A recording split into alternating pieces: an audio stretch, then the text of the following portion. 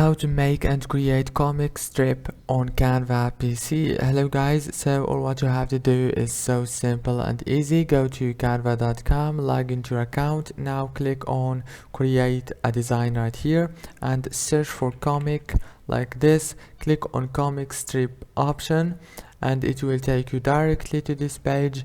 Now here you will have many options. Choose one of these, for example this one, and you can now edit the colors, the characters and the text, and everything right here, as you can see, can be edited easily, as you can see. After you finish editing those things, click on share and download. If this video was helpful, please don't forget to like and subscribe, and thank you so much for watching this video until the end. See you later. Thank you so much.